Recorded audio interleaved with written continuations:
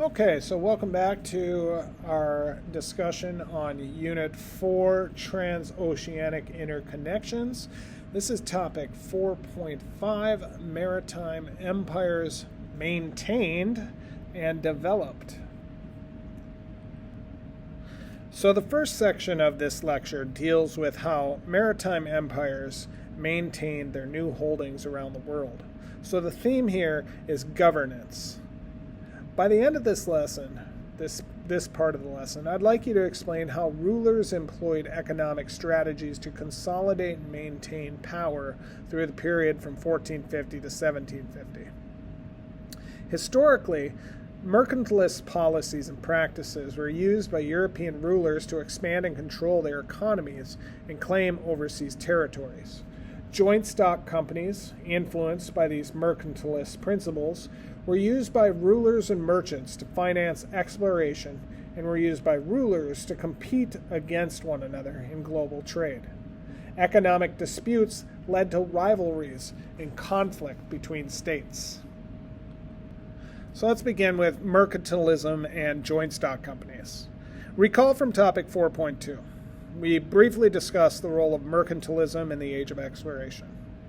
European states, they were motivated to explore and colonize because of the mercantilist idea that when you maximize exports and minimize imports, you create more silver and gold that you're able to keep on hand, and that's the key to wealth and power. This is known as the accumulation of capital.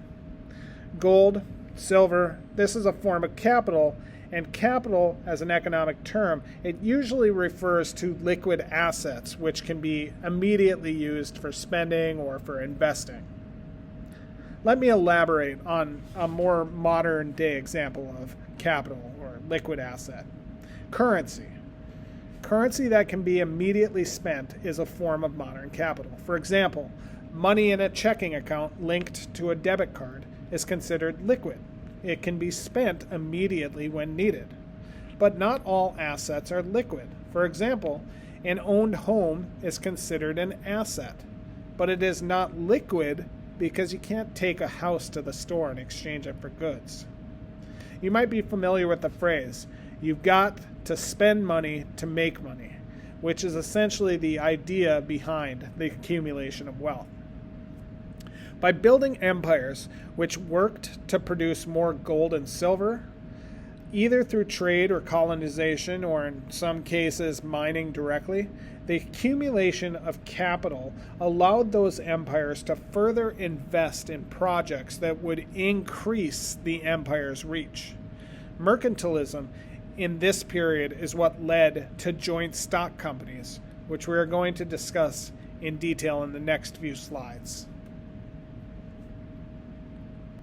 Let's first discuss the principles of mercantilism. We are revisiting many concepts and events from earlier in Unit 4 during this topic. Recall the principles which make up the economic concept of mercantilism. Number one, mercantilists believe that the wealth in the world is finite, so that drives a scramble for wealth. Two, wealth, or the accumulation of capital, is measured in terms of gold and silver. 3, a mercantilist state strives to export more than it imports to create a favorable balance of trade, which, of course, brings in wealth. And then 4, colonies function within mercantilism so that they bring in wealth for the mother country by providing huge amounts of raw materials that are obtained with cheap labor. Colonies are barred from trading with states other than the mother country. So joint stock companies. Long-distance trade was extremely risky and expensive. For this reason, along with mercantilist policies, joint stock companies were born. Beginning in the 1600s, people knew that if they could engage in long-distance trade, it could make them very wealthy. But the venture was so expensive that hardly anyone could afford to do it. To raise enough money, or capital, joint stock companies were formed that allowed a large number of people to invest by purchasing shares of the companies. These investors would then received dividends or small payments based on the company's profit, based on how many shares of the company they owned. This spread both the financing and the risk of these ventures across a large number of people. Two joint stock companies we will discuss are the English East India Company and the Dutch East India Company. These joint stock companies were very powerful, and they were backed by government charters which granted them the right to wage war against enemies of their missions. These companies gave rise to the stock market that we know today. If you struggle with the concept of a joint stock company and how this differentiated from the government-sponsored missions of exploration, you can use the modern space industry as an analogy. NASA is a fully government-funded space exploration entity. SpaceX and Blue Origin are privately owned companies in the space exploration territory. And Virgin Galactic, it's a publicly traded company. It sells stock via the stock market to its investors. Though not a perfect comparison, NASA is closer to Portuguese government-sponsored exploration, and the other companies can be compared to the joint stock companies of the 17th century. There's a short video that briefly discusses the joint stock companies that founded Jamestown and other settlements in North America. I've placed a link to that in the description. When you're done with this lecture, please go and check out that video so you can get a better idea of what the joint stock companies were. So let's talk about the English East India Company first. The English East India Company, which later became the British East India Company, was established in 1600 and wasn't dissolved until 1874. The East India Company was formed after a series of events by British captains which revealed just how lucrative trade in the Indian Ocean could be.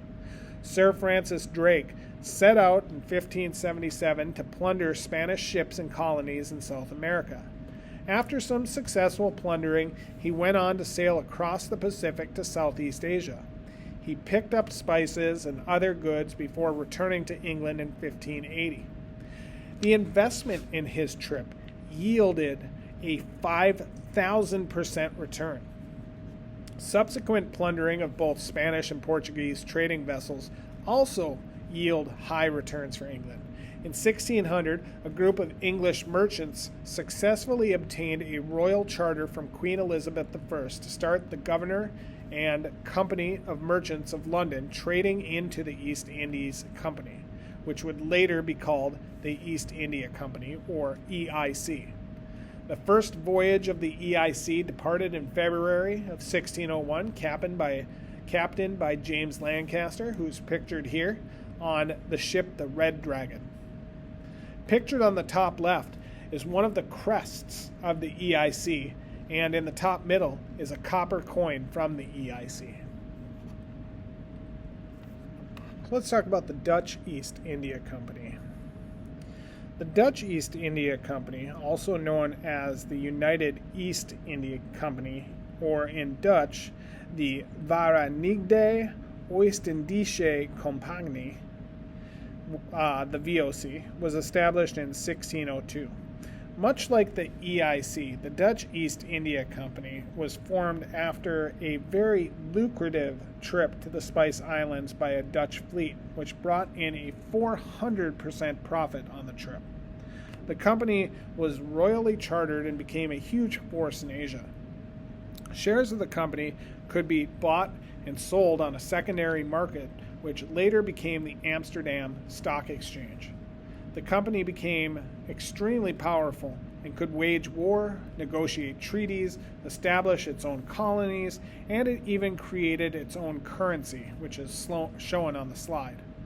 The VOC, it established its capital in Jakarta and called the city Batavia, represented in the painting on the right of the slide. The VOC remained in power in the East Indies for about 200 years and paid its investors an average dividend of 18%. Extremely good returns by today's standard. A 10% return on a stock portfolio nowadays is considered extremely good and somewhat unlikely consistent return. The company, however, was dissolved in 1799. So let's look at other East India companies. The EIC and the VOC are the two longest lived and most powerful European joint stock companies and will therefore be the focus of this topic. However, there were many companies formed during this period as the competition among European states was fierce. The French East India Company, Danish East India Company, Portuguese East India Company, and Swedish East India Company were all formed in order to compete for trade access in various locations around the world. So of course you have trade rivalries. The formation of various joint stock companies nicely illustrates how competitive Indian Ocean trade was just within European states. However, even as European presence grew steadily, both within the Indian Ocean region and elsewhere during this time period, rivalries between European traders and Muslim traders continued. Here's just a quick snapshot of a few rivalries and events from this time period. We will take a closer look at some of these in the next few slides. So the Dutch-Portuguese War results. The Dutch-Portuguese War refers to a long, drawn-out conflict that involved several players in many locations around the world. It began in 1602 and finally ended in 1663. The VOC and the Portuguese Empire were the major players, but allies often took part in these conflicts as well. The events that contributed to the beginning of this conflict include a trade embargo enacted by Philip II of Spain and the Iberian Union that cut off the Netherlands from Lisbon's spice markets. Armed conflict occurred in Brazil, Africa, India, Macau, and Southeast Asia during the Dutch-Portuguese War because those were all key trading locations or colonies for these empires. This war ended up with no clear, decisive victory for either side, but control of certain territories was determined. The map on this slide shows the territories of the two sides at the conclusion of the war in 1663. Take a look at the slide and the areas in red and blue, and then on your reading guide, make sure to mark and label some of the areas that the Dutch and Portuguese fought over during the course of the war, which was fought between 1602 and 1663. Then we have the Portuguese conflict with Morocco. The Battle of Algeciras-Quibir, also known as the Battle of Three Kings, was a major military engagement that took place on August 4, 1578, in the Moroccan city of Algeciras-Quibir. King Sebastian of Portugal sought to invade Morocco, and this endeavor was fueled by the need to protect commercial Portuguese territories like the Azores, Madeira, and Guinea in West Africa, and Brazil from Ottoman threats. The battle ended in a crushing defeat for Portugal, with King Sebastian and a large portion of the Portuguese army being killed in the fighting. The battle had significant consequences for Portugal as it marked the end of the country's golden age and the decline in its power and influence.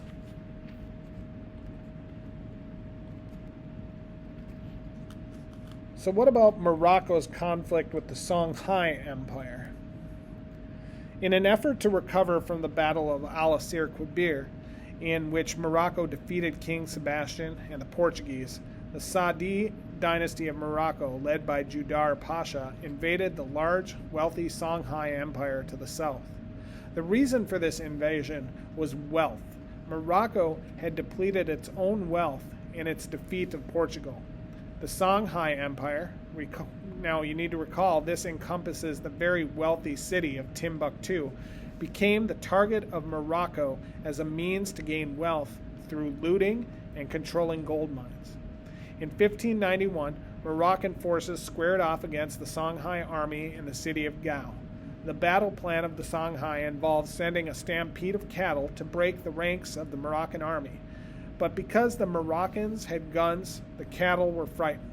the Moroccan forces defeated the Songhai and Gao and proceeded to loot Gao, Timbuktu, and Xi'an. This event marked the end of the once great Songhai Empire, which was split into several smaller kingdoms. Later, Portugal and Spain controlled much of the area that had been the Songhai Empire. And that takes us to the Commercial Revolution. The Commercial Revolution is a very important idea for Unit 4. Most of the topics we have discussed so far are contributing factors to or results of the Commercial Revolution, which was the transformation from local economies to a global economy based on trade using silver and gold. Prior to the Commercial Revolution, the production of goods was generally for local consumption, either within a family or a town. While commercialization happened at different points in different places, recall the commercialization exploration that occurred during the Song Dynasty, the worldwide commercial revolution occurs after European exploration and colonization. Colonies in the Americas resulted in the mining of gold and silver, particularly by the Spanish, which fueled the commercial revolution and led to inflation. Colonies produced huge amounts of wealth for their parent countries in Europe and helped create a population boom. Joint stock companies were born to further capitalize on overseas ventures and contributed to the commercial revolution. The fierce rivalries and conflicts we have discussed were both contributing factors and results of the commercial revolution.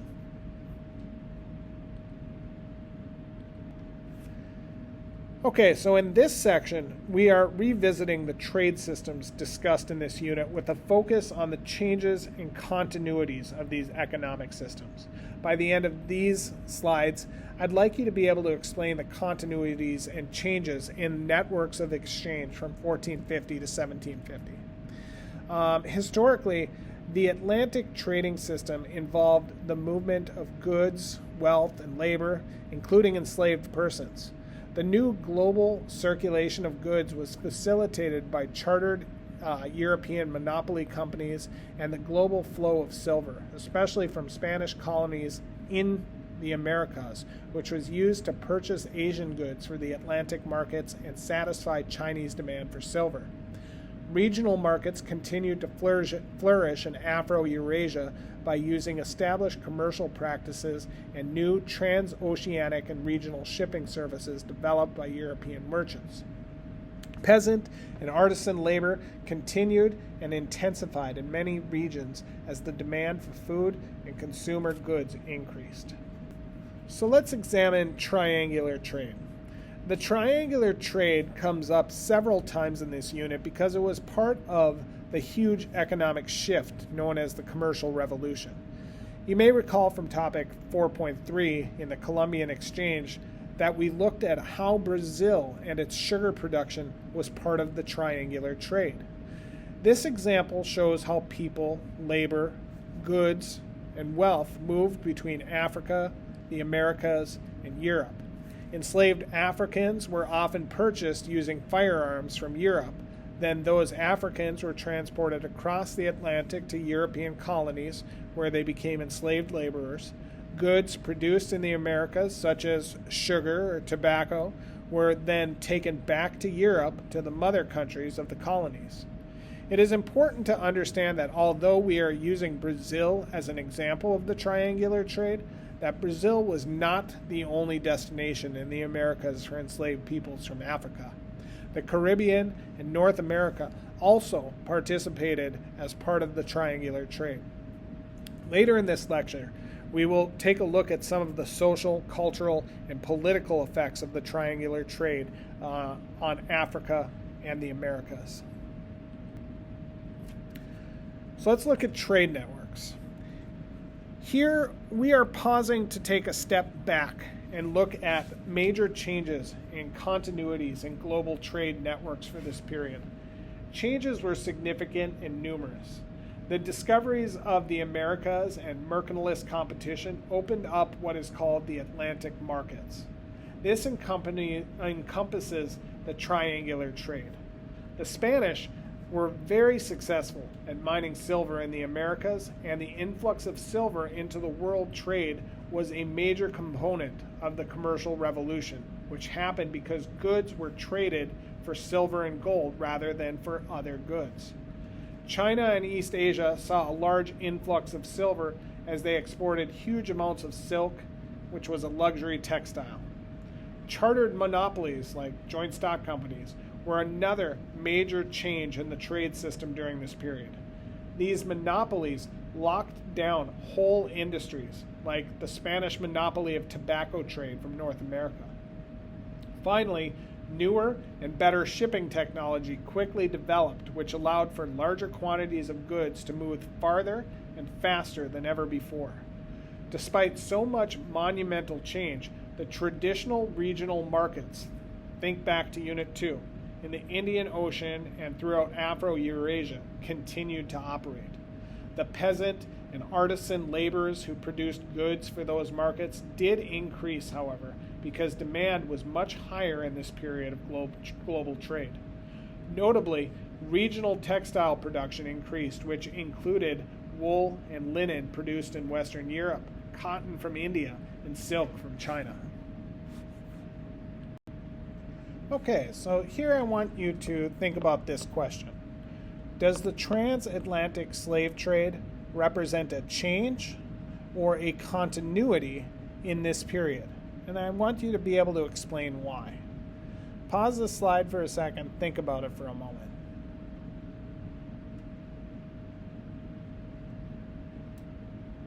So hopefully you'll be able to take a little moment to think about it. The transatlantic slave trade was a major change in this period. It occurred along the New Atlantic trade route. It brought fundamental changes to systems of slavery that existed before the transatlantic slave trade. It caused demographic, social, and cultural changes and blending.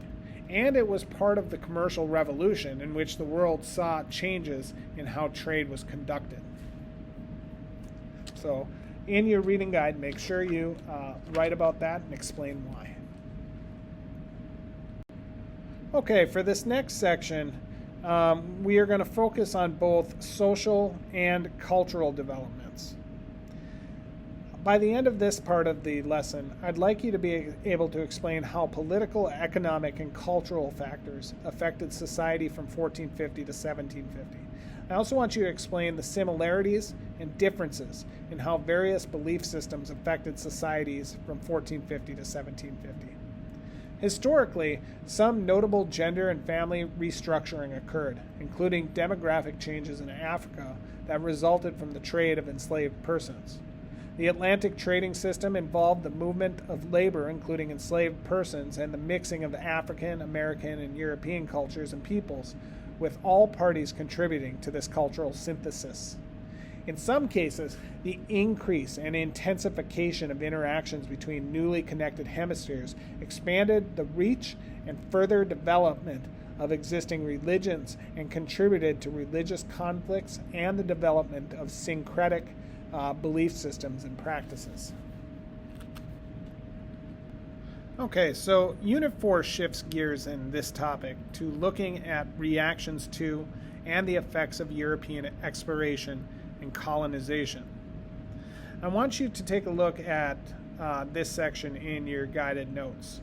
You'll notice that there is a spice T-chart on the following page for the question below.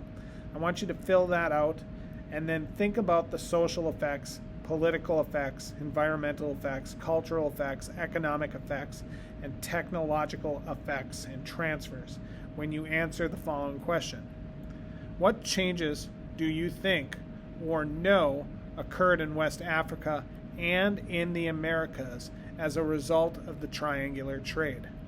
Once again, as you are thinking about that question, fill in the spice T chart on the next page, and that will help you think about that question. So that takes us to the transatlantic slave trade and the kingdom of Dahomey.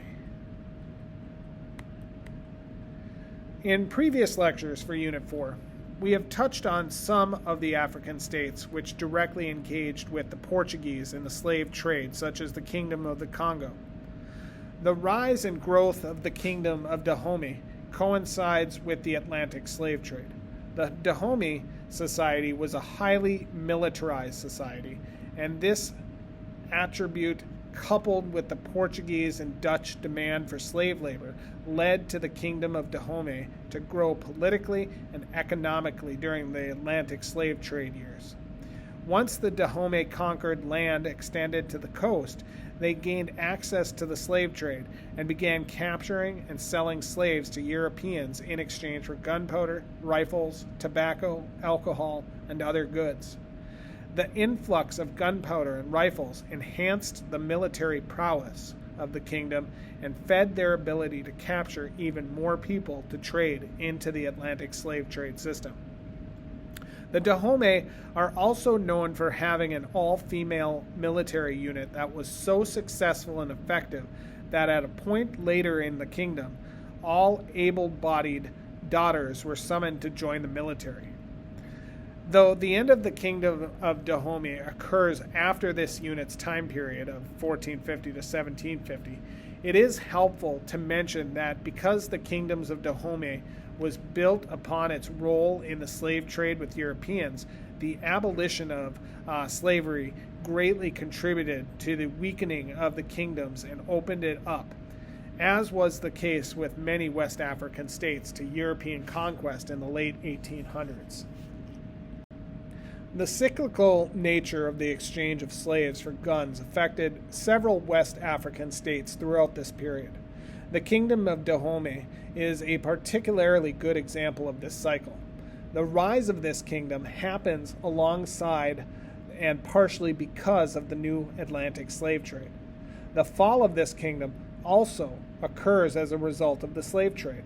The abolition of slavery put huge pressure on the kingdom, and despite some efforts to diversify its economy through trade in palm oil, ultimately the end of the slave trade contributed to the weakening which allowed the French to conquer the Dahomey in 1894 after two Franco-Dahomeyan wars.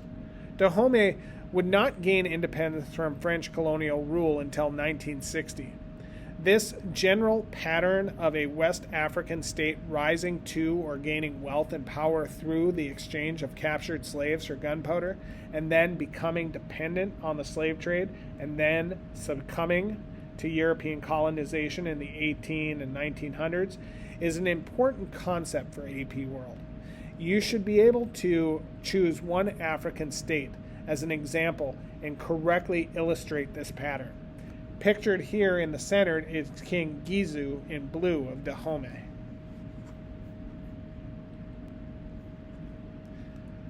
So, political consequences of the slave trade in West Africa. The theme of governance or politics deals with state expansions, decline, and military conflicts.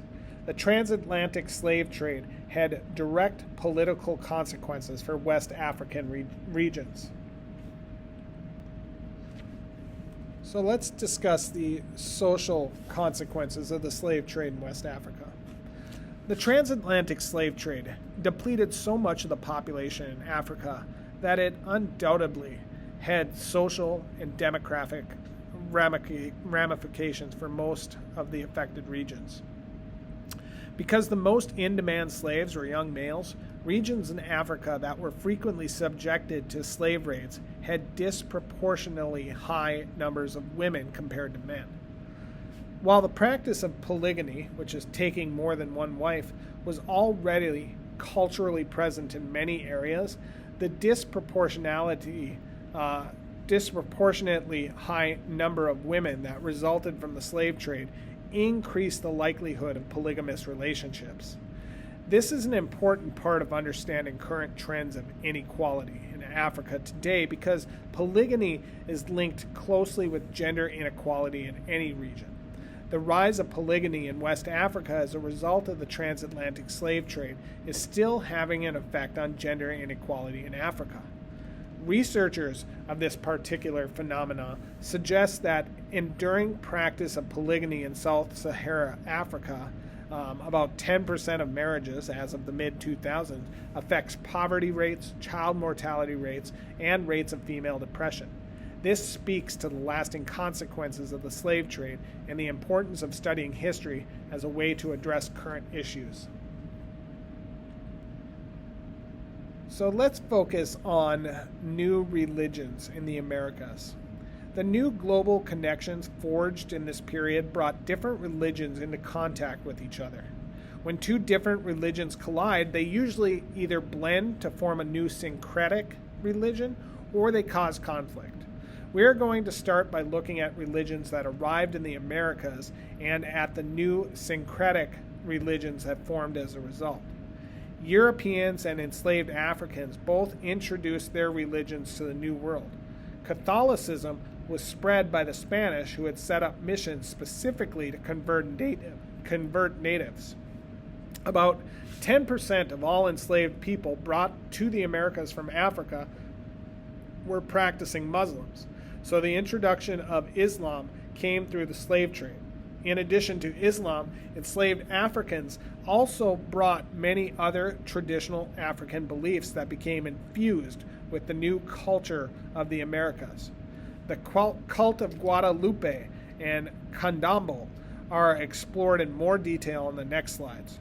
Pictured here is Alagua, a small representation of a deity in Santeria. So let's talk about the cult of Guadalupe. Franciscan friars in the Americas actually leveraged syncretism in their favor to make conversion to Catholicism easier for natives. The cult of Guadalupe, also known as Our Lady of Guadalupe, is a great example of how Catholic beliefs mixed with indigenous beliefs. Aztecs beliefs mixed with the idea of the apparition of the Virgin Mary eventually formed the cult of Guadalupe.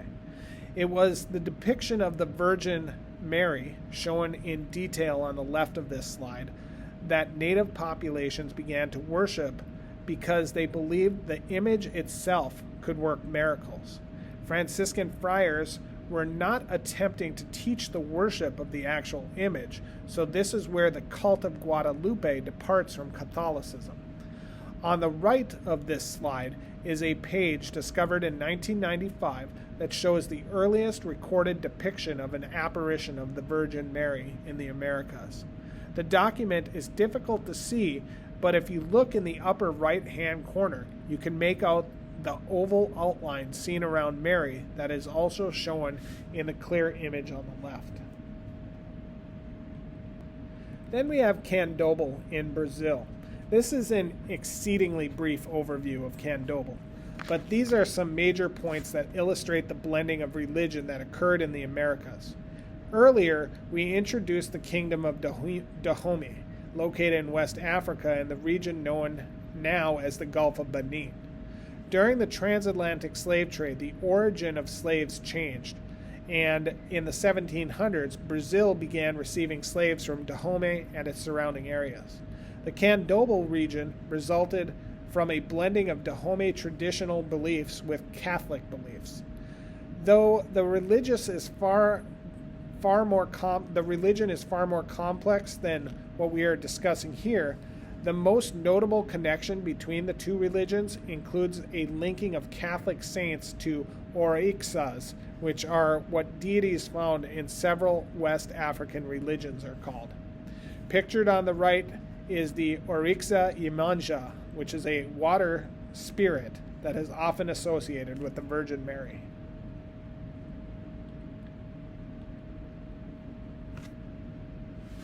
And that takes us to the idea of religious syncretism outside of the Americas. These are some further examples of religious developments around the world during the 1450-1750 time period. Sikhism in India is a prime example of religious syncretism outside of the Americas. Sikhism began in the mid-1500s and was inspired by the Bhakti movement. It was not, however, simply an extension of the Bhakti movement.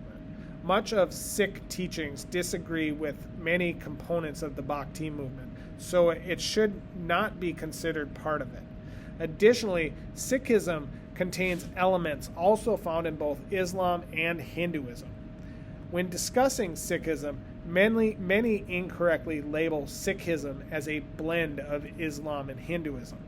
Although we do consider Sikhism to be an example of the combining of different religions, it is also important to understand that calling it a simple blend of Hinduism and Islam is incorrect, even though it was inspired by parts of those earlier religions. Religious conflicts and splits in this period include the Protestant Reformation in the realm of Christianity and the Sunni-Shia split in Islam. The Protestant Reformation was the challenge to the Pope's authority, which resulted in new branches of non-Catholic Christianity. Many settlers who came to North America did so because they were looking for somewhere to practice their sect of Christianity freely. In Islam, a split arose from disagreements about how leaders of the religion should be selected. This resulted in two branches of Islam, Sunni and Shia. This split intensified the conflict between the Ottomans and the Safavids from Unit 3. Pictured on this slide are, starting at the bottom left, Guru Nanak, the founder of Sikhism. The top middle, we have King Henry VIII, who broke away from the Catholic Church and became the head of the English Church. In the bottom middle is a scene from the Battle of Karbala, in which the Shia formed their own sect. And just with that, we have finished the discussion for topic 4.5. As always, make sure to mark down the key ideas for topic 4.5 in a separate spot in your notebook. Mercantilist policies were used by various European rulers to expand and maintain their overseas empires. Joint stock companies such as the Dutch East India Company and the English East India Company financed exploration and colonization. Rivalries arose between European states competing for colonial control and between non-European states seeking to regain control of trade routes. There were continuities in regional markets that relied on peasant and artisanal labor despite many changes to global trade in this period. And the transatlantic slave trade results in many changes in Africa and the Americas, including political and demographic changes, religious syncretism, and cultural exchanges. Make sure you check out the video that I mentioned earlier in the description below. And when you're done with that, check out Heimler's topic 4.5 review video as always. And then make sure you're completing not just the reading guide for today's lesson, but also the spice tea chart that is part of the packet as well. I'll see you in class. Have a great day.